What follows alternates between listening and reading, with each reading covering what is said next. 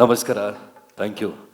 ನನ್ನ ಹೆಸರು RJ ಪ್ರದೀಪ್ ಅಂತ. 92.7 ಬಿಗ್ ಎಫ್ಎಮ್ನಲ್ಲಿ ಪ್ರತಿದಿನ ಮಧ್ಯಾಹ್ನ 2 ಗಂಟೆಗೆ ಶೋ ಬರುತ್ತೆ. ಶೋ ಹೆಸರು ನೆನಪಿನ ಆಟೋಗ್ರಾಫ್ ಅಂತ. ನಿಮ್ಮ ಕತೆ ಕೇಳ್ತೀನಿ, ನಿಮ್ಮ ಕತೆ ಹೇಳ್ತೀನಿ, ಪರವಾಗಿಲ್ಲ. Thank you. ಸೊ ಇಲ್ಲಿ ಬಂದು ಕೂತ ಮೇಲೆ ಒಂದು ಒಳ್ಳೆ ವಿಷಯ ಹೇಳಬೇಕು ಅಂತ ನಂಗೆ ಅನ್ನಿಸ್ತು. ಒಳ್ಳೆ ವಿಷಯಕ್ಕಿಂತ ನನಗೆ ಒಳ್ಳೆ ವಿಷಯ ನಮ್ಮ ಅಂತರಾಳ ಸರ್, ನಮ್ಮ ಶಶಿ ಸರ್ಗೂ ಗೊತ್ತಿಲ್ಲ ಶಂಕರ್ನಾಗ್ ಹೇಗೆ ಕನೆಕ್ಷನ್ ಅಂತ. ಮಿಮಿಕ್ರಿ ಅಂದರೆ ಈ ಥರ ಸಂಗೀತ ಕಾರ್ಯಕ್ರಮಗಳನ್ನ ನೋಡಿನೇ ತುಂಬ ಇನ್ಸ್ಪೈರ್ ಆಗಿದ್ದು. ನಾವು ಸ್ಟೇಜ್ ಮೇಲೆ ಹಾಡಬೇಕು, ನಿಂತ್ಕೋಬೇಕು, ಮಾತಾಡಬೇಕು, ಜನಗಳಿಂದ ಚಪ್ಪಾಳೆ ತಟ್ಟಿಸ್ಕೋಬೇಕು ಅನ್ನೋ ಒಂದು ಇನ್ಸ್ಪಿರೇಷನ್ನು. ಅದ್ರ ಜೊತೆಗೆ ಸಾಕ್ತಾ ಈಗ ಶಂಕರ್ನಾಗ್ ಅವ್ರಿಗೆ ಒಂದು ಅಡ್ರೆಸ್ಲಿತ್ತು. ಅವರ ದೊಡ್ಡಕ್ಕ ಶೈಲ ಅವರು, ಎರಡನೇ ಅಣ್ಣ ಪ್ರೀತಿ ಅನಂತ್ನಾಗ್ ಅವರು, ಆಮೇಲೆ ಕೊನೆ ಮಗ ಕಿವಿಕಿತ್ರು ಪ್ರೀತಿ ಅಂತ ಹೇಳ್ತಾರೆ ಶಂಕರ್ನಾಗ್. ಅವರ ಅಡ್ರೆಸ್ ಒಂದಿತ್ತು, ಅಪ್ಪ ಡೊಳ್ಳ ಅಂತ. ಕೇಳಿದ್ರ? ಚಿಕ್ಕ ವಯಸ್ಸಲ್ಲಿ ಅವ್ರಿಗೆ ಅಡ್ಡೆಸ್ರಿದ್ದು ಅಪ್ಪ ಡೊಳ್ಳ ಅಂತ. ನಮ್ಮಲ್ಲಿ ಅಡ್ಡೆಸ್ರುಗಳು ಸಿನಿಮಾ ನೋಡ್ತಾನೆ ಬೆಳೆದಿದ್ದು ನಾವು. ಸಿನಿಮಾ ಮನೆಯಲ್ಲಿ ಏನೇನು ಕಲಿಸಿದ್ರು ಅಷ್ಟೇ ತುಂಬ ಚೆನ್ನಾಗಿ ನಮಗೆ ಅಂತರಾಳದಲ್ಲಿ ಸಿನಿಮಾಗಳು ಒಳ್ಳೇದು ಯಾವುದೋ ಕೆಟ್ಟದ್ದು ಯಾವುದೋ ಅಂತ ಕಲಿಸ್ತು. ಈಗ ಅಣ್ಣವ್ರ ಸಿನಿಮಾ ನೋಡಿ ಈ ಥರ ಮಾತಾಡಬೇಕು ಅಂತ, ಈ ಥರ ಸೀನ್ಗಳು ನೋಡಿ ಈ ಥರ ಬದುಕಬೇಕು, ಈ ಥರ ಅಣ್ಣ ತಂದ್ರಿಗೆ ಈ ಥರ ಸ್ಪಂದಿಸ್ಬೇಕು, ಸಮಾಜ ವಿರೋಧಿಗೆ ಹೋರಾಡಬೇಕಂದ್ರೆ ಸಾಕಷ್ಟು ಸಿನಿಮಾಗಳನ್ನು ನೋಡ್ತಾ ಬೆಳೆದಾಗ ನಮ್ಮ ಮನೆಯಲ್ಲಿ ಅದು ಸಿನಿಮಾ ಕುಟುಂಬ, ಫಿಲ್ಮ್ ಫ್ಯಾಮಿಲಿ ನಮ್ಮದು. ಏನಾದರೂ ಒಂದು ಎಕ್ಸಾಂಪಲ್ ಬಂದಾಗ, ಯಾಕೆ ಒಳ್ಳೆ ವಜ್ರಮುನಿ ಥರ ಕೋಪದಲ್ಲಿದೆಯಾ, ಸ್ವಲ್ಪ ತಣ್ಣಗಾಗೋ ನೀನು ಅಂತ ಹೇಳುವಂಥ ಎಕ್ಸಾಂಪಲ್ ಪ್ರಯತ್ನಗಳು ಇದ್ರೆ ಅಣ್ಣವ್ರ ಥರ ಇರಬೇಕು, ಸ್ವಲ್ಪ ಅಲ್ಲಿ ನೋಡು ಅಂತ. ಅದೇ ಥರ ಅಣ್ಣವ್ರಂತ ಒಂದು ಅಡ್ಡೆಸರು ಮನೆಯಲ್ಲಿ. ಅದೇ ಥರ ಅಂಬಿಗೆ ಅಂಬಿ ಅಂತ, ಜೊತೆಗೆ ವಿಷ್ಣು ಸರ್ ಅಂತ, ಜೊತೆಗೆ ಶಂಕರಣ್ಣಂಗೆ ಶಂಕ್ರಿ ಅಂತ ಅಡ್ಡೆಸರು ನಮ್ಮ ಮನೇಲಿ. ಶಂಕ್ರಿ ಬಂದ ನೋಡು ಅಂತ. ನಮ್ಮ ಚಿಕ್ಕಮ್ಮ ಶಂಕರ್ನಾಗ್ ಥರ ಮಿಮಿಕ್ರಿ ಮಾಡ್ತಾಯಿದ್ರು. ಗಂಡ್ಮಕ್ಳು ಮಿಮಿಕ್ರಿ ಮಾಡೋದು ಬೇರೆ, ನಮ್ಮ ಚಿಕ್ಕಮ್ಮ ಹೇಗೆ ಮಿಮಿಕ್ರಿ ಮಾಡಬೇಕು ಅಂತ ನಮ್ಮ ಚಿಕ್ಕಮ್ಮ ಹೇಳ್ಕೊಡ್ತೆ. ಏನಿಲ್ಲ, ಒಂದು ಹಲ್ ಕಚ್ಕೋ, ಒಂದು ಕಡೆ ಮಾತಾಡ್ತಾ ಹೋಗು ಅಂತ. ಹೇಗೆ? ನಮಸ್ಕಾರ, ಯಾರೋ ನಿಮ್ಮ ಶಂಕರ್ನಾಗಲ್ವಾ? ಅವ್ರು ನೋಡಿಕೊಂಡು ಬೆಳೀತಾ ಹೋದಾಗ, ಈಗ ಮಾಸ್ಟರ್ ಮಂಜುನಾಥ್ ಅವರು ಆ ಚಿಕ್ಕ ಪಾತ್ರಗಳು ನೋಡಿದಾಗ ನಮ್ಮನ್ನೆಲ್ಲ ತಲೆ ಮೇಲೆ ಹೊಡಿತಾ ಇದ್ರು. ಯಾಕೆ ಅಂತ ತಿರುಗಿ ನೋಡಿದ್ರೆ, ನೀನು ಯಾಕೆ ಹಂಗಾಗಲ್ಲ, ನೀನು ಯಾಕೆ ಹಂಗೆ ಆ್ಯಕ್ಟಿಂಗ್ ಮಾಡೋಕ್ಕೆ ಬರಲ್ಲ, ಹೋಗು ಅಂತ. ನಾನು ಯಾಕೆ ಹಂಗೆ ಹೋಗ್ಲಿ ಅಂತ ನಾನು ಅದಾದಮೇಲೆ ಸುತ್ತಮುತ್ತ ಮನೆಯಲ್ಲಿ ಕೂತ್ಕೊಂಡು ಈ ಥರ ಮಾಡು ಅಂತ ಬೆಳೆಸ್ತವ್ರು. ಬೆಳೆಸ್ತಾ ಹೇಗೋ ತಾಲೂಕು ಮಟ್ಟದ ಪ್ರತಿಭೆ, ಆ ಥರ ಒಂಥರ ಪಟ್ಟಿಂಗ. ಇನ್ನೊಂಥರ ಹೇಳಬೇಕು ಅಂದರೆ ಅದಾದ್ಮಂತಲೇ RJ ಆಗೋದಂತೆ. RJ ಆಗಿ ಈಗ ಸರ್ ಹೇಳಿದ್ರು, ನಮ್ಗೆ ಗೊತ್ತಿಲ್ಲ ನೀವು ಹಿಂಗೆ ಮಾಡ್ತೀವಿ ಅಂತ. ಶಂಕರ್ನಾಗ್ ಹೇಗೆ ಇನ್ಸ್ಪೈರ್ ಮಾಡಿದ್ರು ಅಂದರೆ, ಅವ್ರ ಥರ ಮಿಮಿಕ್ರಿ ಮಾಡ್ಕೊಂಡು ಸಿನಿಮಾಗಳನ್ನ ನೋಡ್ತಾ ಸಿನಿಮಾದಲ್ಲಿ ಇಷ್ಟು ಚೆನ್ನಾಗಿ ಮಾಡ್ತಾರಲ್ಲ, ಹೇಗೆ ಟೆಕ್ನಾಲಜಿ, ಅದ್ಭುತವಾದ ಟೆಕ್ನಾಲಜಿ. ಓದ್ತಾ ಬರ್ತೀವಿ.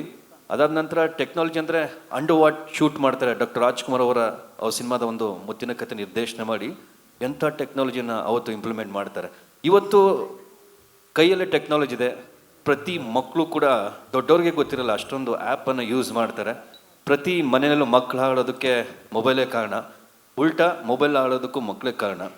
ಈ ಥರದ ಪರಿಸ್ಥಿತಿ ನಡೀತಾ ಇರುತ್ತೆ. ಅಂಥ ಟೆಕ್ನಾಲಜಿ ಅವತ್ತು ಯೂಸ್ ಮಾಡಿದವರು ಬರ್ತಾ ನಮ್ಮ ಲೈಫಲ್ಲಿ ಹೀಗೆ ರೇಡಿಯೋ ಕಾರ್ಯಕ್ರಮ ನಡೀತಾ ಆ ನನ್ನ ರೇಡಿಯೋ ಜೀವನನ ಒಂದು ಸಿನಿಮಾ ಮಾಡ್ತಾರೆ. ಅದು ಮುಸ್ಸಂಜೆ ಮಾತು. ಸುದೀಪ್ ಅವರು ನನ್ನ ನಿಜ ಜೀವನದ ಪಾತ್ರವನ್ನು ಅವರು ಸಿನಿಮಾದಲ್ಲಿ ನಿಭಾಯಿಸ್ತಾರೆ.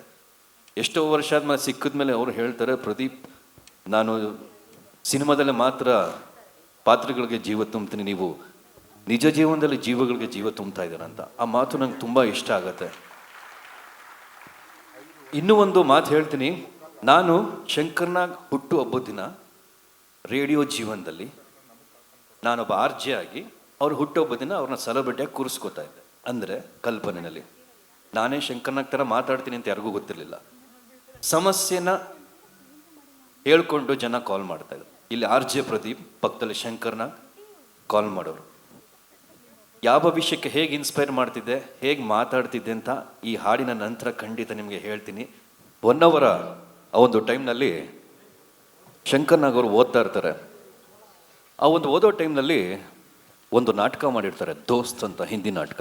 ಯಾರಿಗೋಸ್ಕರ ಅಂದರೆ ನಮ್ಮ ರಾಷ್ಟ್ರಪತಿಗಳು ರಾಜೇಂದ್ರ ಪ್ರಸಾದ್ ಬರುವಂಥ ಟೈಮ್ನಲ್ಲಿ ಒಂದು ನಾಟಕ ಮಾಡಿರ್ತಾರೆ, ಹೊನ್ನಾವರದಲ್ಲಿ ಬಂದಿರ್ತಾರಂತೆ. ಆ ದೋಸ್ತನ ನಾಟಕದಲ್ಲಿ, ಹಿಂದಿ ನಾಟಕದಲ್ಲಿ ಅವ್ರು ಮಾಡಿದಂಥ ಪಾತ್ರ ನೋಡಿ ಅವತ್ತೇ ಮೆಚ್ಚುಗೆ ಗಳಿಸಿರ್ತಾರೆ, ತುಂಬ ಹೆಸರು ಮಾಡಿರ್ತಾರೆ. ಸೊ ಅವತ್ತೇ ಅವ್ರ ಆಶೀರ್ವಾದ ಸಿಕ್ಕಿರುತ್ತೆ. ಅವತ್ತಿನ ರಂಗ ಪ್ರವೇಶ ಆ್ಯಕ್ಚುಲಿ ಅಲ್ಲಿಂದನೇ ಸ್ಟಾರ್ಟ್ ಆಗಿರುತ್ತೆ, ಆ ಶಾಲೆಯಿಂದನೇ. ಅಂಥ ಮಹಾನ್ ಪ್ರತಿಭೆ ಅವರ ನೆನೆಸ್ಕೊತಾ ಇದೆ ಇವತ್ತು. ಜೊತೆಗೆ ಆಟೋ ರಾಜ ಅಂದಾಗ ಇಡೀ ಜಗತ್ತಿನಲ್ಲಿ ಎಷ್ಟೋ ಸಿನಿಮಾ ನಟರು ಈ ಆಟೋ ಡ್ರೈವರ್ ಪಾತ್ರ ಮಾಡಿದ್ದಾರೆ. ಆ ಒಂದು ಪಾತ್ರದಲ್ಲಿ ತುಂಬ ಕಾಸ್ಟ್ಯೂಮ್ಸನ್ನು ಚೇಂಜ್ ಮಾಡಿರ್ತಾರೆ. ಅಮಿತಾಬ್ ಬಚ್ಚನಿಂದ ಹಿಡಿದು ಬೇರೆ ಕಡೆ ಎಲ್ಲ ಕಡೆ ನಮ್ಮ ಇಂಡಸ್ಟ್ರಿಯಲ್ಲಿ ಕೂಡ. ಸೊ ಯಾಕೆ ಆಟೋದವರು ಇವ್ರನ್ನ ಇಷ್ಟಪಡ್ತಾರೆ ಅಂತ ಒಬ್ಬ ಆಟೋ ಡ್ರೈವರ್ ಹೇಳಿದಂಥ ಕಥೆ ಇದು. ಸರ್ ಯಾಕೆ ಅವರು ಇಷ್ಟ ಆದರೂ ಆ ಸಿನಿಮಾದಲ್ಲಿ ಅಂದರೆ, ಸಿನಿಮಾ ಆರಂಭದಿಂದ ಕೊನೆವರೆಗೂ ಶಂಕರ್ ನಾಗ್ ಅವರು ಆಟೋ ಡ್ರೈವರ್ನ ಒಂದು ಪಾತ್ರದಲ್ಲಿ ಆ ಒಂದು ಕಾಕಿ ಡ್ರೆಸ್ ಹಾಕಿ ಹೆಚ್ಚಾಗಿರ್ತಾರೆ. ಅದು ನಮ್ಗೆ ಇಷ್ಟ ಆಗಿದ್ದು ಸರ್, ಅದು ನಮಗೆ ಕನೆಕ್ಟ್ ಆಯಿತು. ಒಬ್ಬ ಆಟೋ ಡ್ರೈವರ್ ಹೇಳಿದಂಥ ಕತೆ. ಇದೇ ಥರದ ಸಾವಿರಾರು ಕಥೆಗಳಿರುತ್ತೆ. ಪ್ರತಿಯೊಬ್ಬರು ಬೀದಿಗಿಳಿದು ಬದುಕುವಂಥ ಒಂದು ಜೀವನ. ಈ ಥರ ಆಟೋ ಡ್ರೈವರ್ಗಳು, ಆಟೋ ಸಂಘಗಳು, ಶಂಕರ್ನಾಗ್ ಆಟೋ ನಿಲ್ದಾಣಗಳು ಹೇಗೆ ಸೃಷ್ಟಿಯಾಯಿತು, ಯಾವ ಆಟೋದಲ್ಲಿ ಶಂಕರ್ನಾಗ್ ಅವರ ಚಿತ್ರ ಇರಲ್ಲ.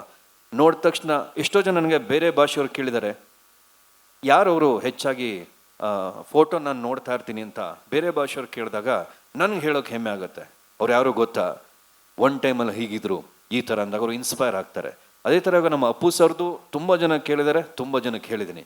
ಅದೇ ಥರ ಇನ್ಸ್ಪೈರ್ ಅಂತ ಒಂದು ಪದ ಯೂಸ್ ಮಾಡಿದೆ. ಸ್ಫೂರ್ತಿ, ಆ ಒಂದು ಸ್ಫೂರ್ತಿ ಕೊಟ್ಟಂಥ ಕ್ಷಣಗಳ ಬಗ್ಗೆ ಮಾತಾಡ್ತಾ ಇದ್ವಿ. ಅದೇ ಆಟೋ ರಾಜ ಚಿತ್ರದ ಹಾಡು ನಿಮಗೋಸ್ಕರ. Thank you. ತನ್ನು ನಿನ್ನದು ಈ ಮನ ನಿನ್ನದು ಹಾಡಿಗಿನ ಮೊದಲು ಪ್ರದೀಪ್ ಅವ್ರಿಗೆ ನಮ್ಮ ಅಂತರಾಳದ ತಂಡದ ಪರವಾಗಿ ಸ್ವಲ್ಪ ಮತ್ತಿಗೆ ಬಂದ್ಬಿಡಿ.